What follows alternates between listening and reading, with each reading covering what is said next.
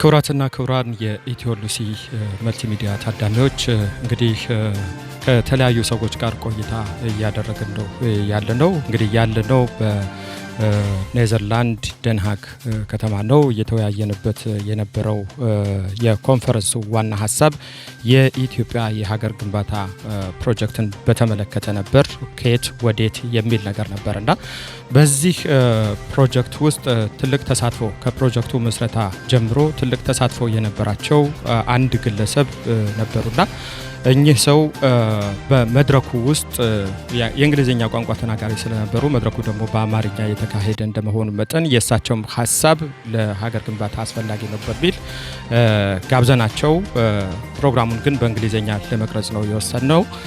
ፕሮፌሰር አደባዮ ኦሉኮሺ እንግዲህ ከኛ ጋር ቆይታ ያደርጋሉ።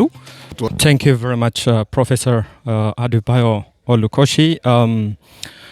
Please introduce yourself and tell us about your project, when it is commenced, where, and what are your goals and your achievements and everything, please.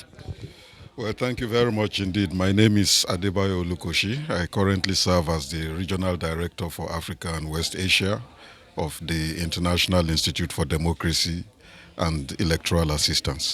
I am based in Addis Ababa. The institute has been in Ethiopia for the last 15 years, primarily working with the African Union, Department of Peace and Security, as well as the Department of Political Affairs. But in the last 2 years, we have also been actively involved in the transitional process in Ethiopia within the ambit of our mandate as an institute. And it is out of that our engagement with the nation building initiative began to take shape. The idea of paying attention to nation building challenges came to the fore about 2 years ago when, in the context of the state of emergency in Ethiopia at the time and widespread youth disaffection and restlessness, we proposed mainly a group of Ethiopian citizens, academics at the university, as well as friends of Ethiopia, to convene a series of conversations at a time when no conversation was actually taking place on the challenges of nation building and how reform measures could be put in place to try to address the issues that were troubling a lot of people.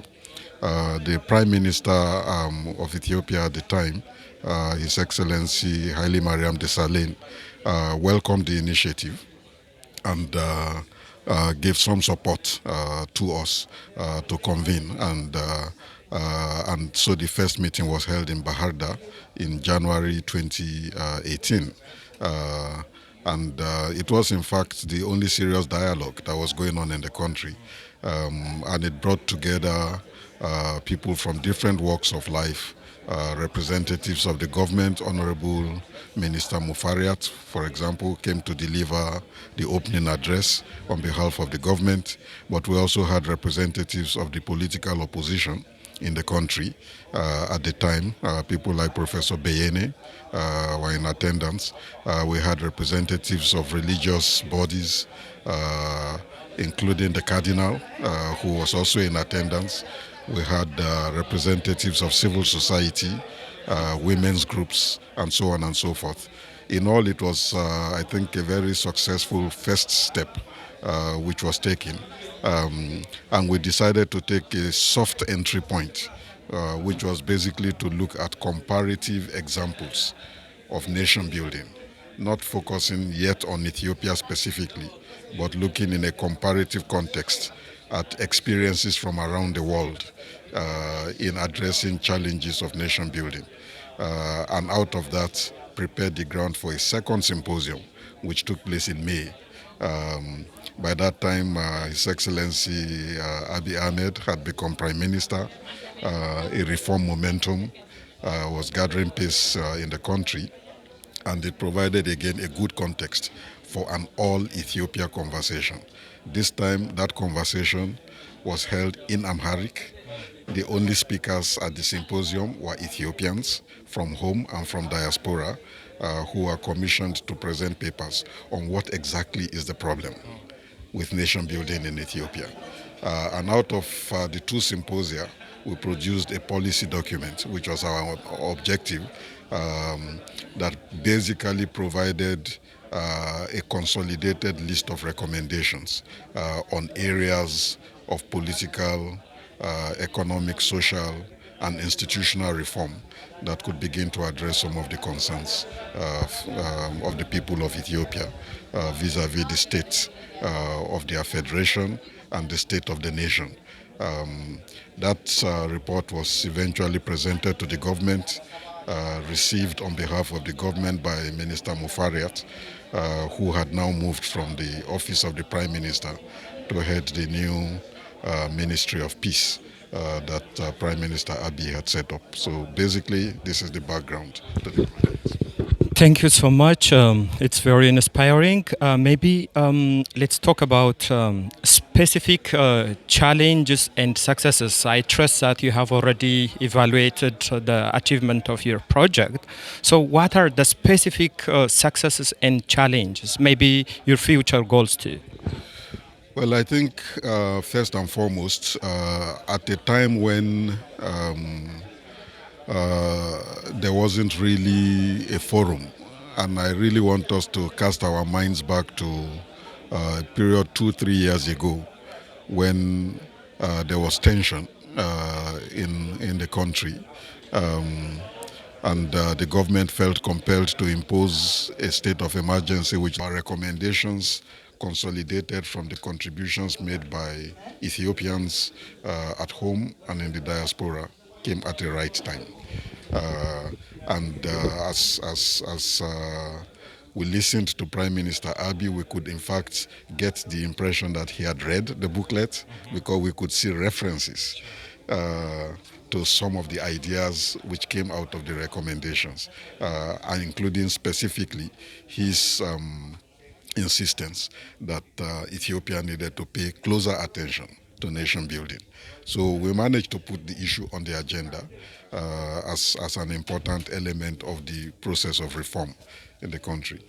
A third success, I think, I would argue, has been the fact that the symposium or the series of meetings we convened also brought voices that are not normally heard in a frontal way to the fray. The voices of younger people, the voices of civil society, which operated until recently under difficult circumstances in Ethiopia, and the voices of women. And we got that, I think, quite clearly. And finally, I would say that the success also in bringing the diaspora factor into the equation in an important way, which is the second phase of the project, the way we designed it. Because the influence of the diaspora in many of our countries cannot be underestimated as opinion makers, as influential actors who shape narratives about our countries.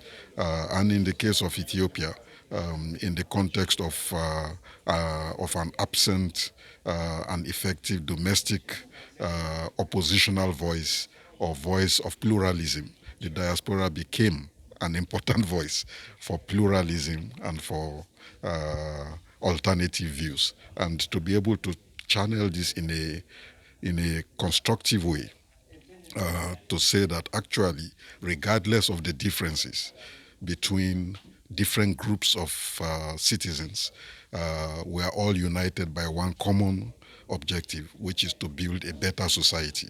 So let us welcome all ideas from home and from diaspora. And we make a commitment that we will then consolidate this faithfully and present them to the government. Now it's up to the government to do what it wants with it. Perfect. Actually, I'm done with my questions. You have already said that the country politics is being opened and at the same time there are new challenges. So the final question that I have is, what is your message? Well, my message is that in the context of the transition which Ethiopia is going through, the opening up that we have witnessed, there is no doubt that a lot of bottled up discontent will blow into the open. And I hope that as the country seeks to find a new equilibrium for itself, that all the key actors will commit themselves to a peaceful resolution of differences, to commit themselves to an engaged dialogue with other interests in order to seek the maximum accommodation possible to help us to build an Ethiopia which will be a pace setter for the African continent. It's the second most populous country on the African continent, and which will be a beacon of hope, as Ethiopia has always been historically, that a renaissant Africa, strong, proud and independent, is possible in the modern world. Thank you so much, Professor Adebayo, for your nice interview and overview. So this is really very interesting. Have a nice day.